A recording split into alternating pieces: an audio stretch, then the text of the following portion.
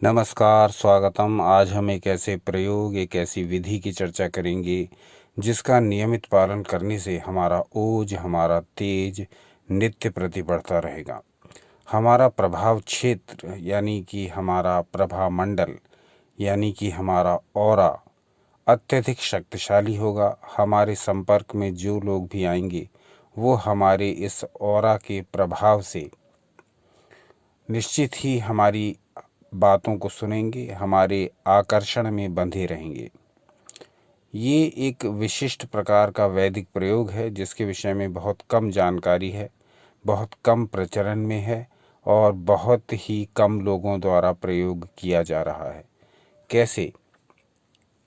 शास्त्रों के प्रमाण में आज हम ये जानने का प्रयास करेंगे कि इस विधि को दैनिक जीवन में कैसे अप्लाई किया जाए, जिससे कि हमारी जो भीतरी शक्ति है, हमारी जो आंतरिक शक्तियां हैं वो बढ़ती रहें और हमारा जो प्रभामंडल है, हमारा जो ऑरा है, उसकी शक्ति नित्य प्रति बढ़ती रहे। हमारा प्रभामंडल विस्तार को प्राप्त हो, हमारे संपर्क में जो भी आए वो हमारे इस ऑरा से प्रभावित हुए बिना न रह सके। इसके अतिरिक्त इसके बहुत से लाभ हैं। जो भी दैवीय प्रयोग हम कर रहे हैं, जो भी साधना, उपासना, पूजा, आराधना, मनोकामना पूर्ति हेतु प्रयोग हम कर रहे हैं, वो इससे बहुत शीघ्र सफल होने लगते हैं। क्योंकि जब हमारा ऑरा दैदीप्यमान होता है, जब हमारा प्रभामंडल अत्यधिक जागृत, सक्रिय एवं विस्तार को प्राप्त हुआ होता है, तब हम जो भी साधना, पूजा, उपासना, आराधना करते हैं उसमें हमें शीघ्र सफलता मिलती है। तो अपने प्रभामंडल को विकसित करने के लिए ये एक बहुत ही अच्छा प्रयोग है।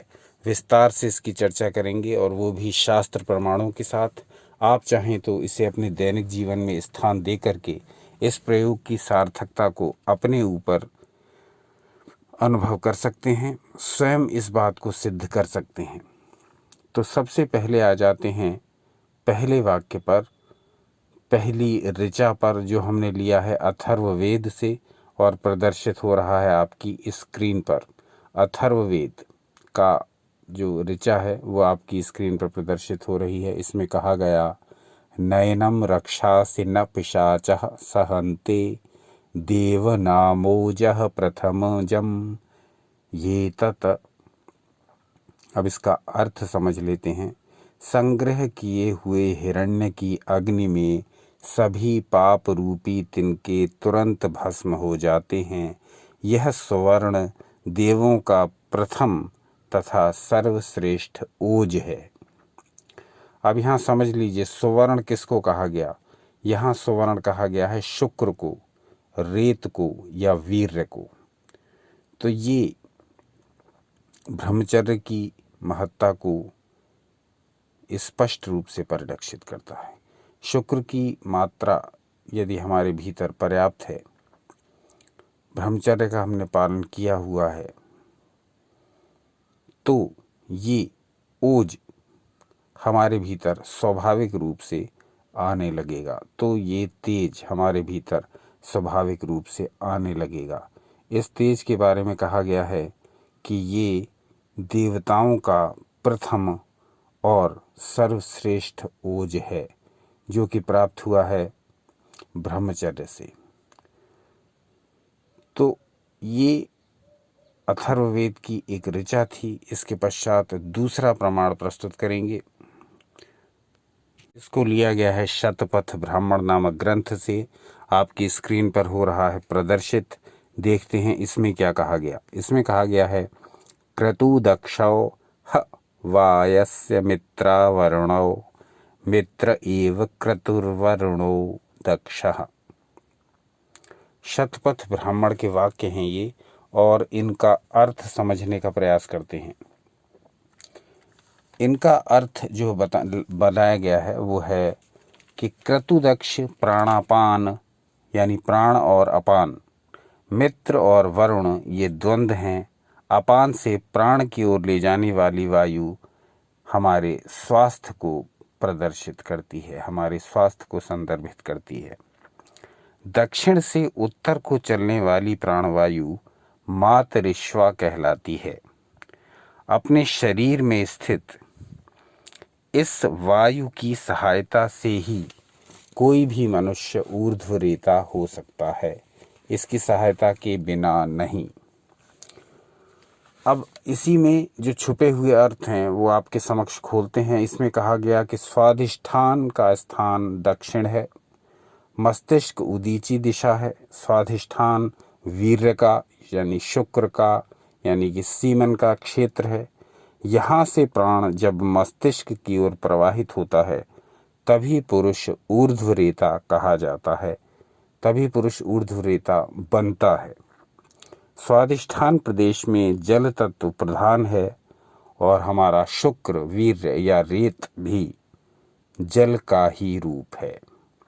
ये सारी बातें कैसे उस विधि के साथ संगत होंगी, इसके लिए हम आपको प्रमाण दे रहे हैं ताकि आपको पूर्ण विश्वास हो जाए कि ये कोई मन गढ़ंत विधि नहीं, ये सारी विधि शास्त्रों द्वारा प्रमाणित है। अंत में, इस वीडियो के अंत में हम इस विधि की चर्चा करेंगे जिसको आप अपने दैनिक जीवन में अपना करके निश्चित ही अपने ऑरा की शक्ति को बढ़ा सकते हैं, उसके प्रभाव क्षेत्र को बढ़ा सकते हैं। अब तीसरा प्रमाण आपकी स्क्रीन पर प्रदर्शित हो रहा है। इसमें कहा गया आपह रेतो भूत्वा शिश्नम प्राविशन, यानी जल शुक्र रूप में स्वाधिष्ठान चक्र में रहता है, यहीं से ये संपूर्ण शरीर में व्याप्त होकर उसे पुष्ट करता है। पहले ये अवधारणा थी, लोगों को ये ज्ञान था कि शुक्र का शरीर में रहने का कोई एक स्थान नहीं है, ये संपूर्ण शरीर में व्याप्त रहता है। और ये बात काफ़ी हद तक सही भी है, परंतु हमारे शास्त्रों में कुछ स्थानों पर ये जिक्र है, ये वर्णन है कि शुक्र का एक स्थान यदि कोई माना जाए संपूर्ण शरीर में, वीर्य का कोई एक स्थान यदि संपूर्ण शरीर में माना जाए तो वो होगा स्वाधिष्ठान चक्र। कहा गया यहाँ से ये संपूर्ण शरीर में व्याप्त होकर उसे पुष्ट करता है। जिस हिरण्य सोना या वीर्य को हम बांधना चाहते हैं, हम रोकना चाहते हैं, ऋषि ने उसे जलों का तेज, ज्योति, ओज और बल कहा है। जल रस है और रसों में अग्रणी रस माना गया है शुक्र को या वीर्य को या रेत को। कहा गया है कि सारी वनस्पतियों का, जितने भी संसार में हमें पेड़ पौधे दिखाई देते हैं, उनका वीर्य भी हिरण्य रूप ही है, उनका वीर्य भी जीवन रूप ही है, ओज रूप ही है। तो स्थूल अन्न से रक्त उत्पन्न होता है और उस रक्त के क्रमशः पाचन होते होते, परिपाक होते होते अंत में शुक्र बनता है, वीर्य बनता है, रेत बनता है, सीमन बनता है। यही हमारे संपूर्ण शरीर में व्याप्त होता है और यही ओज के रूप में हमारे ऑरा के रूप में प्रकट होता है। तो ये 3 प्रमाण आपके समक्ष इसलिए रखे कि आप ठीक से इन बातों को समझें। उसके पश्चात आप इस विधि को पूरे उत्साह, पूरी लगन, पूरी आशा, पूरे विश्वास के साथ कर पाएंगे, क्योंकि ये विधियां मन गढ़ंत नहीं, अपने मन से, अपनी ओर से बनाई गई विधियां नहीं हैं। ये सारी विधियां शास्त्रों के प्रमाणों पर आधारित हैं। अब ये जो आगे विधि आपको बताई जाएगी, ये इस प्रकार की विधि है कि यदि आप इसको अपने दैनिक जीवन में अपनाएं तो निश्चित ही आप अनुभव करेंगे कि आपके ऑरा की शक्ति, प्रभाव बढ़ता जा रहा है, आपका ओज, आपका तेज बढ़ता जा रहा है। शुक्र धातु वीर्य की पुष्टि हो रही है, उसकी वृद्धि हो रही है और अत्यधिक प्रभावशाली हो रहा है। छोटे मोटे रोग स्वतः ही नष्ट हो रहे हैं। शरीर में पहले से अधिक हल्कापन अनुभव होने लगा है। अब मस्तिष्क और शरीर की कार्य प्रणाली में जमीन आसमान का अंतर आ गया है। अब हमारा मस्तिष्क और हमारा शरीर अत्यधिक क्रियाशील होते हुए भी थकान का अनुभव नहीं करता है। अब जो भी साधना करते हैं उसमें शीघ्र सफलता मिल रही है। अब मंत्र जाप अधिक सुगमता से हो रहा है। इस प्रकार के अनेकानेक अनुभव आपको स्वयं प्राप्त होंगे और उसके लिए आपको करना होगा इस विधि का अभ्यास, जो कि आधारित है इन 3 शास्त्र वाक्यों पर, जिनकी चर्चा आपसे अभी अभी की। तो ध्यान विधि क्या है? बहुत सरल है, बहुत सिंपल है। इस ध्यान विधि का अभ्यास कोई भी कर सकता है, किसी प्रकार का बंधन नहीं। उचित ये होगा कि इसको 18 वर्ष से अधिक आयु के स्त्री पुरुष ही करें। यहाँ पर किसी भी ध्यान आसन में बैठ जाना है, यानी स्पाइन को सीधी रखना ही एक प्रमुख शर्त है। ध्यान आसन कोई सा भी हो सकता है। अपनी जो शरीर की योग्यता है, कैपेसिटी है, क्षमता है, उसके अनुसार ही आपको ध्यान आसन लगाना चाहिए। चाहे तो अर्ध पद्मासन में बैठ जाएं अथवा पालथी मारकर सुखासन में बैठ जाएं। यदि ऐसे भी बैठना किसी भी प्रकार संभव ना हो तो कुर्सी पर ही बैठ जाएं, परंतु रीढ़ की हड्डी को सीधा रखते हुए ही इस अभ्यास को करें। इसको प्रातःकाल खाली पेट कर सकते हैं, इसको नाइट में कर सकते हैं, इसको दोपहर में कर सकते हैं, परंतु भोजन किए हुए कम से कम 3 घंटे का समय व्यतीत हो जाए तब इसको करें। इससे पूर्ण लाभ पाने के लिए, लाभ तो ये वैसे भी करेगा, परंतु यदि इससे पूर्ण लाभ प्राप्त करना है तब आप इसको भोजन से तो कम से कम 3 घंटे बाद ही करें। अन्यथा जो शक्ति इस विधि के पूरे होने में, समापन में लगनी चाहिए, वो विधि, वो शक्तियाँ, वो एनर्जी भोजन पचाने में लगी रहेंगी और आपको इस विधि के करने से पूरा लाभ नहीं मिलेगा। तो इसको मॉर्निंग में भी कर सकते हैं और इसको रात में भी कर सकते हैं, इवनिंग में भी कर सकते हैं। बस ध्यान रखिए भोजन किए हुए 3 घंटे हो चुके हैं। आप बैठ जाएंगे, आंखें बंद भी कर सकते हैं और खोल कर भी कर सकते हैं। बंद करके करेंगे तो अधिक एकाग्रता से कर पाएंगे। सांसों को थोड़ी देर ऑब्जर्व करिए, सांस किस प्रकार से शरीर में आ रही हैं और बाहर जा रही हैं। सांसों को थोड़ा सा ऑब्जर्व करने से होगा ये कि चले वातम चलम चित्तम निश्चले निश्चलम भवेत। वायु के चंचल होने से मन चंचल और वायु के स्थिर होने से मन स्थिर हो जाता है। थोड़ी ही देर सांसों के आने जाने पर ध्यान लगाएंगे तो अनुभव करेंगे कि मन स्थिर हो गया है। अब आप इस ध्यान विधि को बहुत आसानी से कर सकते हैं। अब आप अपनी श्वास को खींचिए।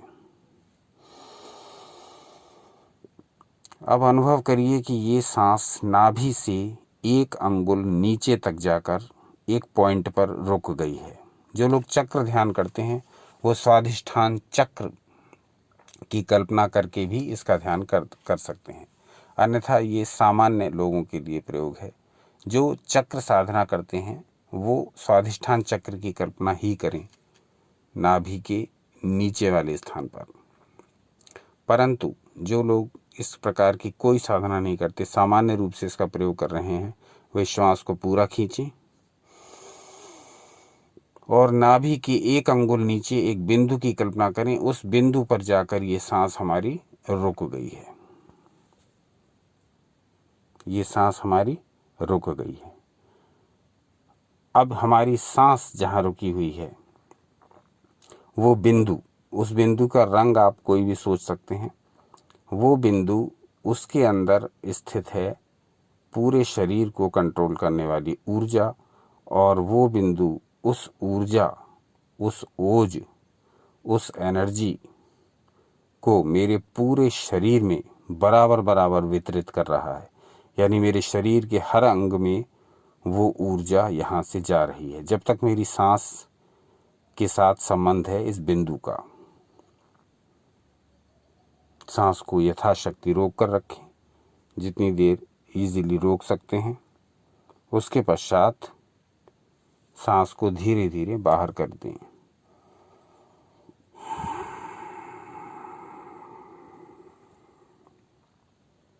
ये प्रयोग 10 बार करें कम से कम। अधिक चाहें तो अधिक कर सकते हैं, कोई बंधन नहीं, 20-25 बार तक भी कर सकते हैं, लेकिन इसको मिनिमम कम से कम 10 बार करें। उसके पश्चात उठ करके अपने दैनिक कार्यों में लग जाएं। थोड़ी देर का ये प्रयोग आपके जीवन को बदलने वाला सिद्ध होगा। इससे न सिर्फ आपकी ओज की वृद्धि होगी, न सिर्फ आपकी तेज की वृद्धि होगी, न सिर्फ आपकी धातुएं पुष्ट होंगी। एक और विशेषता ये कि इससे शुक्र धातु ही नहीं, इससे सप्त धातुएं पुष्ट होने लगती हैं। सातों धातुएं पुष्ट करने का ये एक बड़ा विचित्र प्रयोग है। इससे शरीर में बल पुष्टि आती है, इससे मस्तिष्क में नई ऊर्जा का संचार होता है, इससे आपका प्रभामंडल अधिक विस्तारित, अधिक आकर्षक, अधिक शक्तिशाली बन जाता है। अब कुछ विशेष बातें जो इस विधि का प्रयोग करते समय ध्यान रखनी है। उसमें आपको जहाँ तक संभव हो नकारात्मकता से दूर रहना है। नकारात्मक बातें, नकारात्मक गाने, नकारात्मक विचार, नकारात्मक थॉट्स, नकारात्मक लोग, इनसे जहाँ तक संभव हो वहाँ तक बचने का प्रयास करेंगे। प्राकृतिक और सात्विक आहार करेंगे। रॉ फूड जितना ज़्यादा ले सकें, कच्चा भोजन, और अपनी दिनचर्या को नियमित रखने का प्रयास करेंगे, समय पर सोना, समय पर खाना आदि। तो ये प्रयोग आपको ऐसे ऐसे लाभ देगा जो अकल्पनीय हैं। सारे प्रयोग शास्त्रों पर आधारित हैं। बहुत सारे प्रयोग अनुभूत हैं। आप स्वयं अपने अनुभव लीजिए और शास्त्रों की इन महान देन को व्यावहारिक रूप से प्रयोग करिए। आज का अंक यहीं तक। आज के अंक के बारे में अपने विचार बताइए और इस विषय में आपका अपना क्या अनुभव है ये बताइए, और इस विषय में आगे क्या जानना चाहेंगे ये अवश्य बताइए। कल पुनः उपस्थित हो जाएंगे ईश्वर इच्छा से कोई नया विषय लेकर के। अपना अमूल्य समय हमें देने के लिए बहुत बहुत धन्यवाद। सनातन शास्त्रों से जुड़े रहें, सदा आनंदित एवं उत्साहित रहें।